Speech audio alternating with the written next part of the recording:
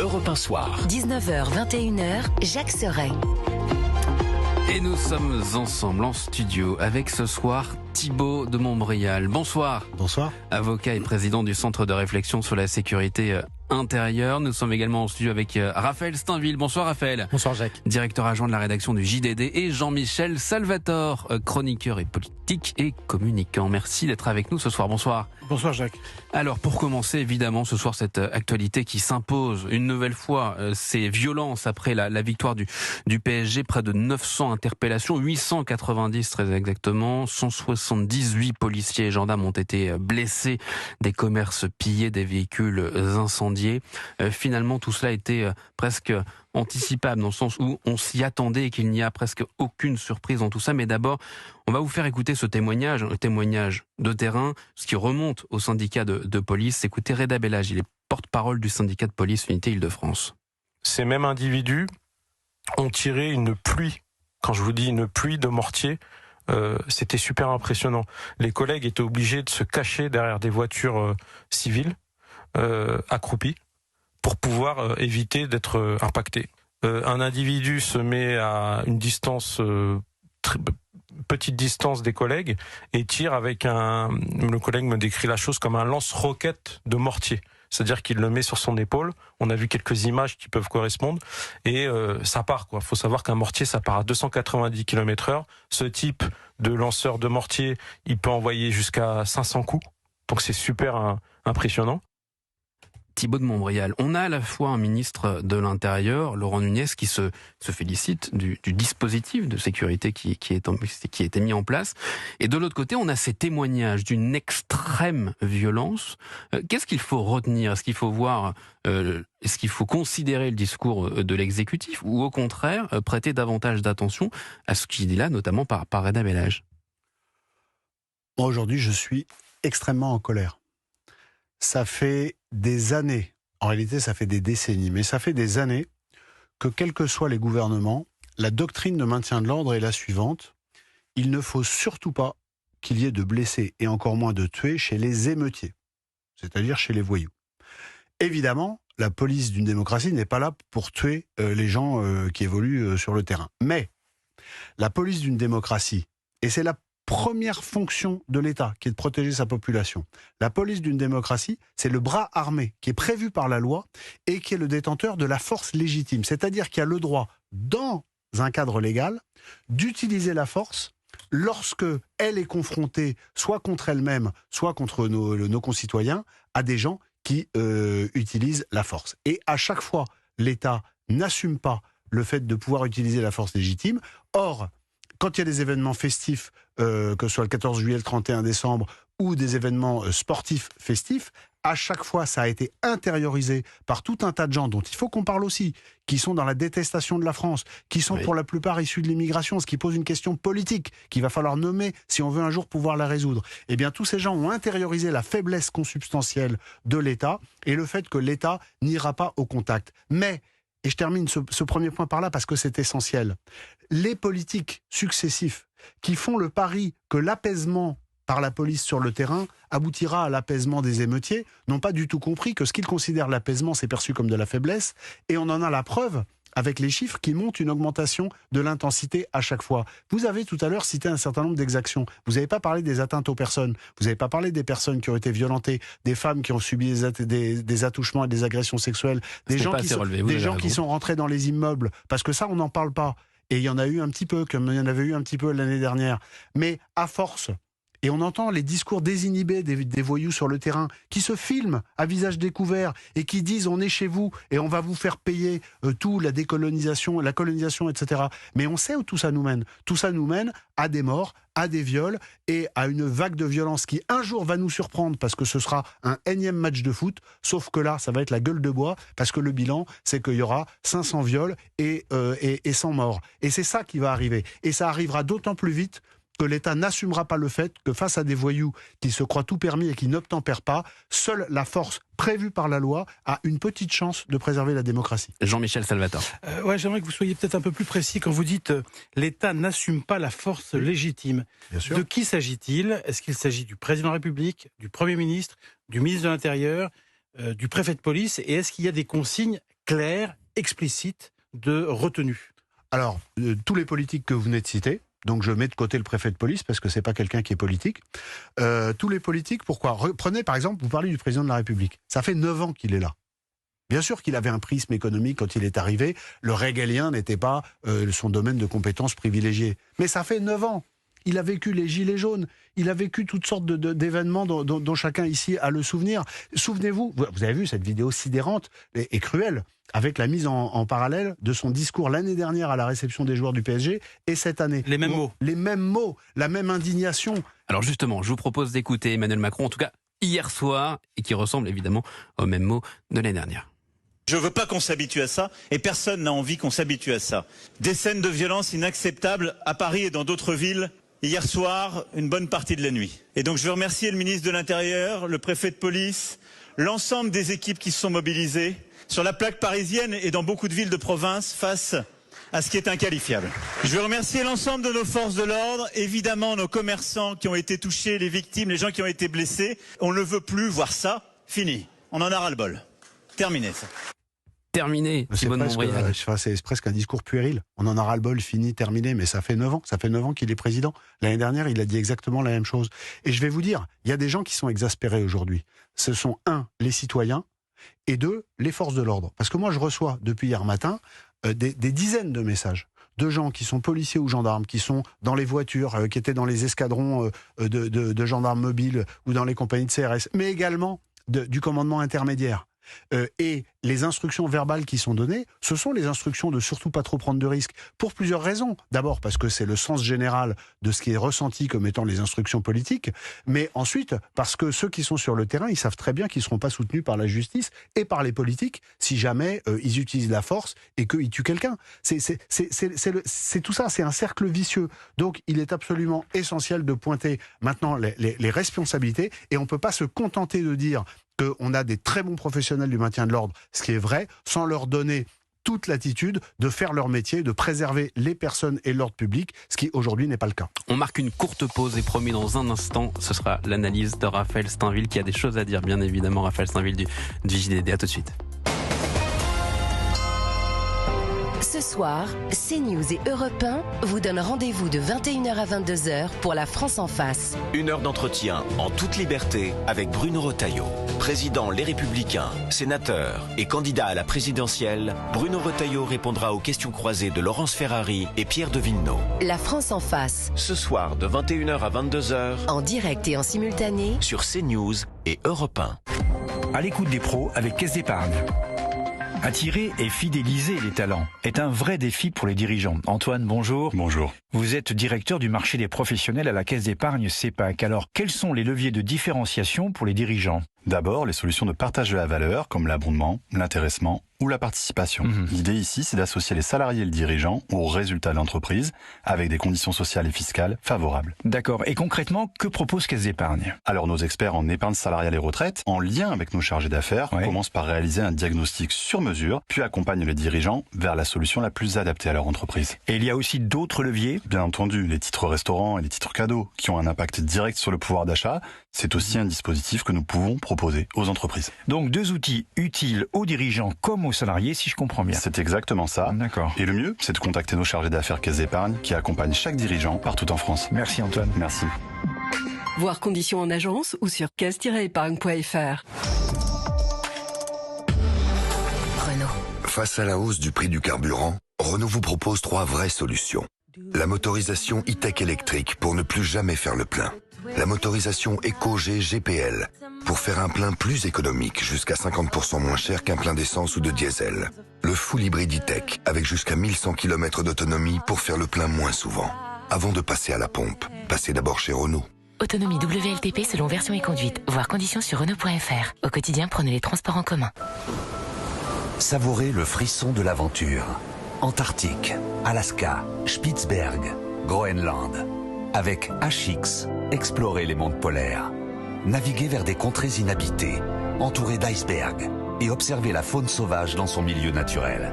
Réservez maintenant et économisez jusqu'à 25% sur votre croisière d'expédition. Rendez-vous sur travelhx.fr. HX, changez votre regard sur le monde.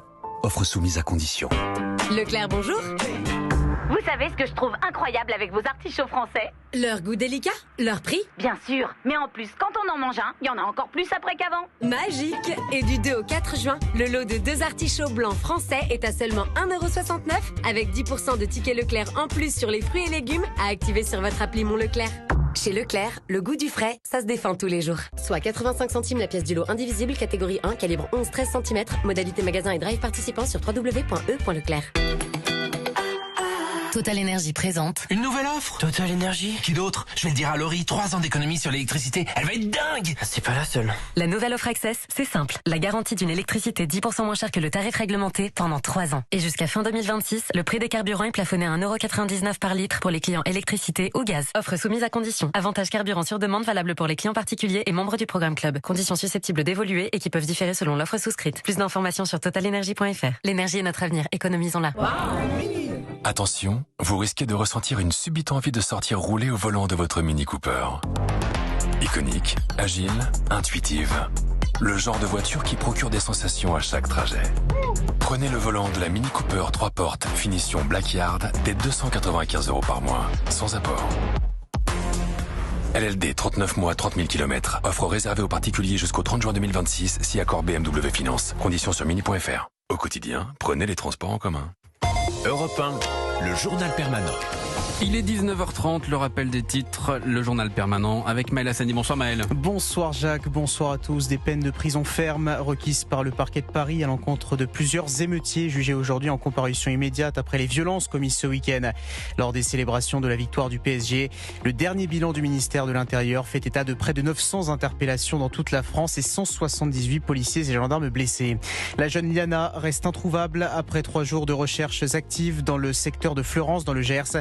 Cette adolescente de 11 ans, aperçue pour la dernière fois vendredi à bord d'un véhicule à la sortie de son collège, n'a plus donné signe de vie depuis. Le conducteur, un homme de 41 ans, interpellé ce week-end et présenté ce soir à un juge.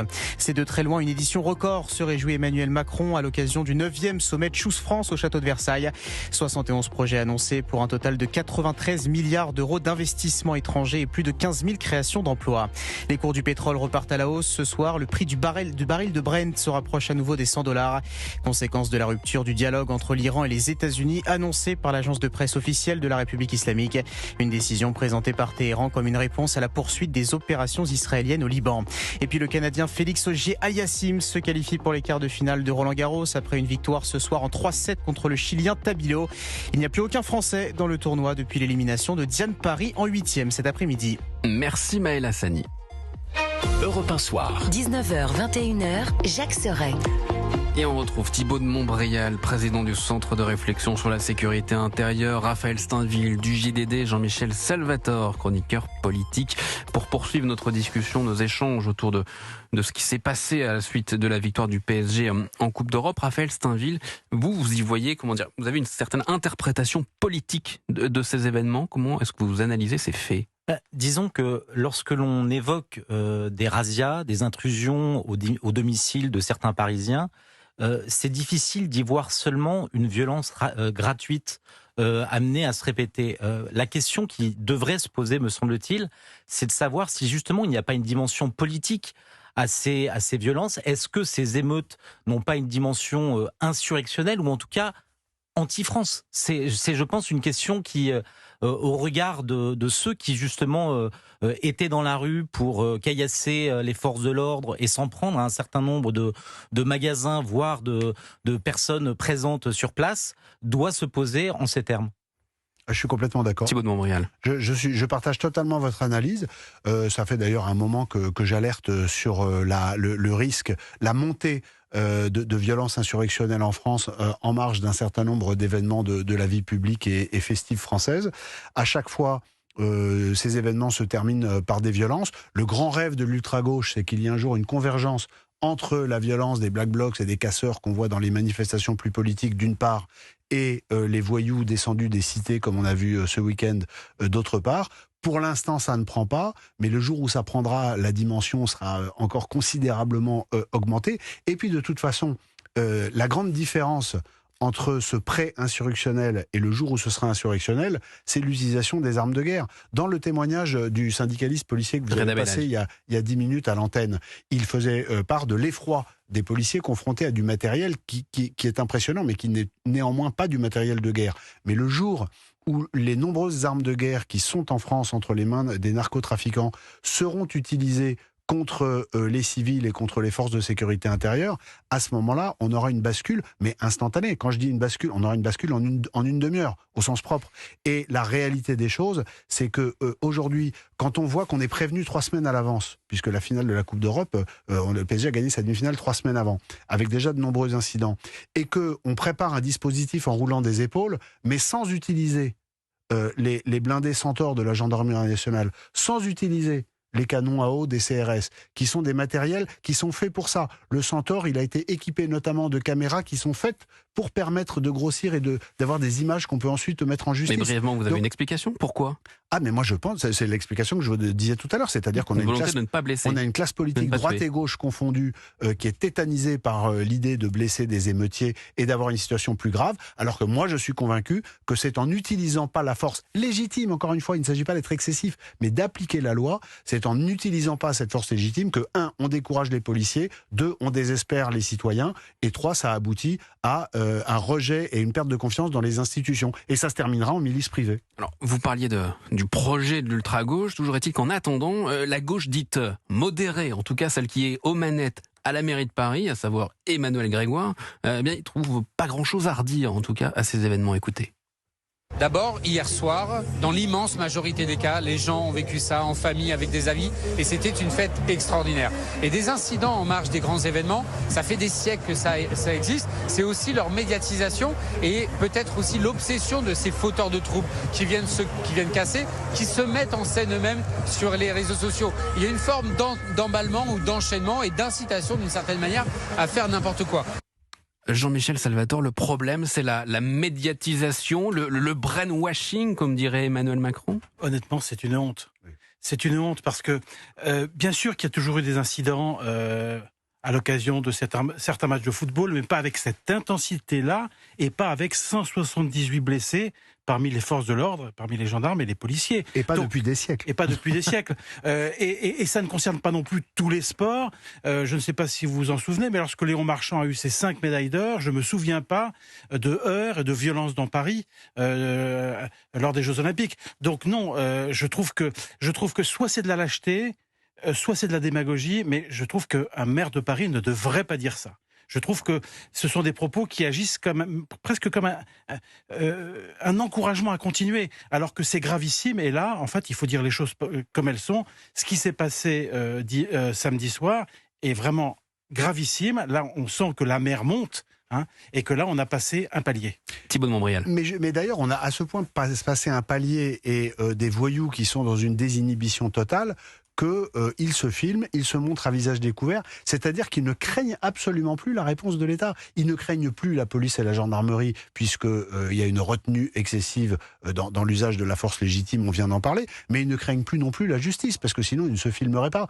Et donc ils ont intégré que l'ensemble de ce qui est dans l'appareil de l'État permet d'assurer la sécurité, c'est-à-dire la police, la gendarmerie d'un côté et la justice de l'autre, n'arriveront plus à les endiguer. Et pour terminer sur ce que dit Raphaël Steinville sur le message des émeutiers, mais quand on les écoute, quand il y a des micro-trottoirs, on sent qu'il y a une forme de conscience politique. Alors, c'est pas du niveau Bac+6, mais même avec un vocabulaire extrêmement frustre, il y a un rejet de la France, un rejet des valeurs républicaines, des références à la colonisation, des références à l'humiliation. C'est très important, au fait de nous humilier, et il faut évidemment prendre ces événements pour ce qu'ils sont, parce que à minimiser, à euphémiser, à regarder à côté, on ne se prive de ce qui en réalité est la noblesse de la politique, c'est-à-dire la capacité d'analyser une situation pour ensuite permettre de réfléchir à ce qu'il faudrait mettre en œuvre comme politique pour la contrer. Mais si on n'est pas capable de dire ce qu'on voit, ça c'est sûr qu'on ne va pas être capable de prendre des mesures politiques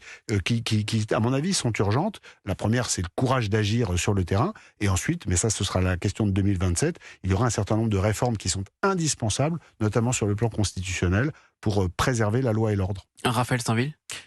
Oui, à l'aune de ce que vous dites, est-ce que la plus grande crainte pour les forces de l'ordre demain, ce ne serait pas que ce genre d'événement qui est amené à se répéter soit en plus coordonné peut-être par des États étrangers comme l'Algérie ou l'Iran qui, fort de ces populations enclines à détester, à faire savoir leur détestation de la France, utiliseraient ces événements, ces fenêtres d'opportunité pour régler leur compte avec la France.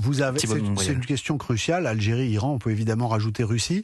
Et ça permettrait notamment une bascule qui pour l'instant n'existe pas. Je vous disais tout à l'heure, le jour où les armes de guerre sortiront. Mais en réalité, les armes de guerre sont entre les mains de trafiquants qui sont des businessmen un peu comme les autres et qui ont intérêt aussi à la paix publique.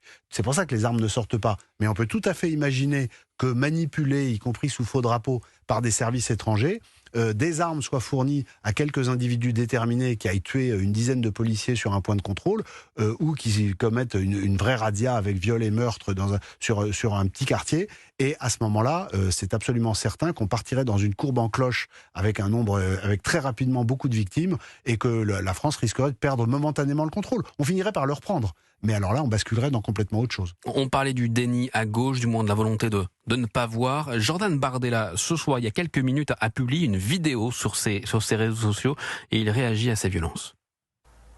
Dans ces événements, il est aussi frappant de constater le silence de Gabriel Attal ou d'Édouard Philippe, deux héritiers du macronisme, candidats à la continuité d'un État qui n'existe plus. Quant au cadre de la France insoumise, il trouvait le moyen hier d'excuser les délinquants, d'accuser encore nos forces de l'ordre avec l'indignité qui les caractérise. En 2027, lors de l'élection présidentielle, vous aurez le devoir de choisir entre la continuité du chaos ou le sursaut et la reprise en main du pays. Si les Français accordent leur suffrage à des dirigeants politiques qui savent que le pronostic vital de la France est engagé, alors le temps de l'action viendra. Il est temps que la République française retrouve l'autorité qui est la marque de toutes les grandes nations, de tous les pays puissants. Jordan Bardella, il y a quelques minutes sur ses réseaux sociaux. Thibaut de Montbrial. Alors moi j'ai écrit 2 livres qui s'appellent Le sursaut ou le chaos et Osons l'autorité. Donc je vois que les références sont pas mauvaises. Plus sérieusement, ce qui est, moi vous savez avec le centre de réflexion sur la sécurité intérieure, j'ai fait 43 réunions publiques en 2 ans, partout en France. Et les gens me disent toujours la même chose. Les élus locaux me disent toujours la même chose. Les responsables locaux, policiers et gendarmes en privé me disent toujours la même chose. C'est-à-dire qu'ils ont l'impression, chacun à la place qui est la leur, que l'État n'assure plus et n'assume plus la sécurité à la hauteur de la violence quotidienne auquel les Français sont exposés. Et donc, moi je suis absolument persuadé, parce que les gens me le disent, que ce ne sont pas les politiques qui nous ont rendus malades qui vont nous guérir. Et ce qui est très intéressant, c'est que dans l'intelligentsia parisienne, la plupart des politiques n'ont absolument pas compris ça. On discute doctement de savoir si tel ou tel ancien Premier ministre a une chance présidentielle, mais dans le pays réel, moi, ce sont des gens dont je n'entends jamais parler de façon positive. Alors, sans doute ont-ils un appareil militant efficace, et sans doute y a-t-il des journalistes politiques à Paris qui sont encore pris dans cet effet de proximité. Mais je pense, moi, qu'on peut avoir dans les mois qui viennent énormément de surprises politiques parce qu'il y a un rejet des personnes qui nous ont conduits là, et le plus dangereux, c'est qu'il commence à y avoir un rejet des institutions. Donc je pense qu'il faut faire très attention et que seuls ceux qui ont pris en compte ces problématiques et qui proposeront des solutions tactiques et constitutionnelles auront une chance. Merci beaucoup Thibaut de Montbrial d'avoir apporté votre expertise ce soir dans Europe 1 Soir. Je rappelle que vous êtes avocat et président du Centre de réflexion sur la sécurité intérieure. À très vite sur notre antenne. À très vite. Et je vous rappelle votre